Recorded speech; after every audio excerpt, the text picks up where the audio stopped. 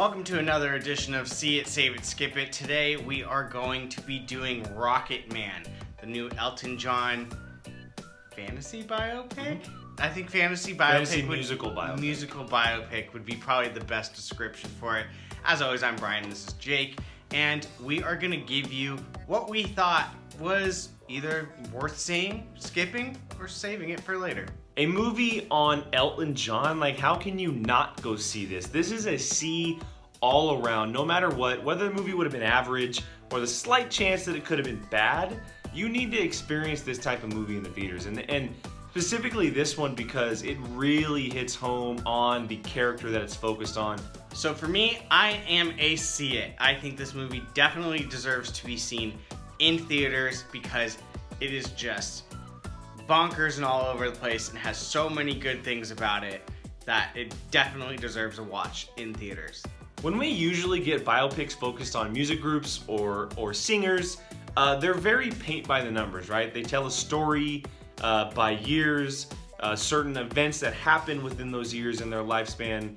Rocketman is far from that. So one of the things that I really enjoyed about this movie is that the songs tell the story. And you really carefully using the words and the lyrics and the beat of the music as well in specific moments to really hit home throughout the entire film. So throughout the movie, you're basically living and going through his life, but his songs are progressively telling that story and giving you everything that he is going through. It's a really cool way that Dexter Fletcher and his team of writers and his team of cameramen and camera women and like everyone involved, the way this film was crafted. But it's letting you know how important the music that he was creating and singing was happening in his life and how important that really was to him. It's so fantastic, and yes, we don't always get to see Rocketman played out in full or any of the other songs on stage, but it's the kind of experience that they're being used in because it's all about Elton John. So it was really cool and really unique to see how the story basically was being told through his music. And so I really appreciate that. It's very different from your typical biopic, which is why it's so enjoyable.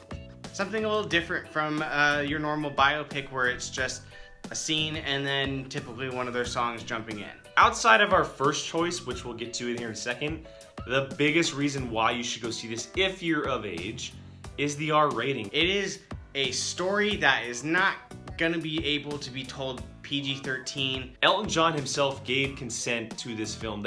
He allowed the studio, he wanted the studio to make this movie with an R rating, and it hits home so well. It is brutal in any way, shape, or form you could imagine. He's lived a hard life. Like, he went through some extremely hard experiences, and that is only going to be told through an R rating. It has the drugs, the alcohol, sex, everything you could possibly imagine.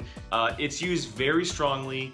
It definitely is hit home within the first so many minutes of the movie. And his struggles with addiction, and it is definitely an R-rated movie that deserved to be R-rated. I really appreciate that they're, not just to mention that the studio allowed them to do this, but that Dexter Fletcher kind of really made it to the point to really use it to its advantage and not really excessively. It should be R-rated because it is a incredible story that should not be held back. R rating is a total plus for this movie. Typically for a musical biopic, you really wouldn't agree with that, but it fits perfectly for Rocketman and the story of Elton John. The thing that just absolutely made this movie was Taron Egerton's performance as Elton John. And this guy, he has it all. Like, seriously, he has it all as a young actor. Holy cow, did he take this role and make you believe you are watching Elton John. As his first major role that people are going to be remembering him for, like kind of almost in a way the breakout role for him,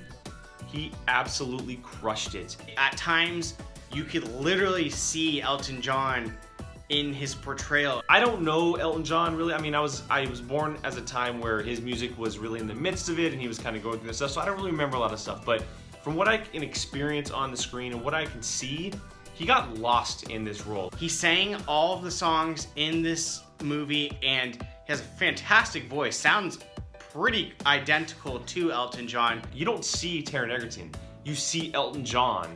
We know Elton John said that he is his choice and only choice to play him, and it is obvious through this movie because he is fantastic. And that may be different for people who like are diehard Elton John fans, but from what I can see as a film fan and just a moviegoer in general, he completely lost himself in this role, and that's such a good thing. And you can tell that he spent time with Elton John because of certain sequences or scenes or moments or whatever it may be. He is this movie, he makes this movie, and he just is beyond amazing and deserves all the praise he could possibly get for his role in this movie. It is the reason you go see Rocketman. Alright guys, there you guys go. There is our See It, Save It, Skip It of Rocketman, the Elton John biopic musical fantasy film that is so far out there compared to normal, which is a great thing in this occasion.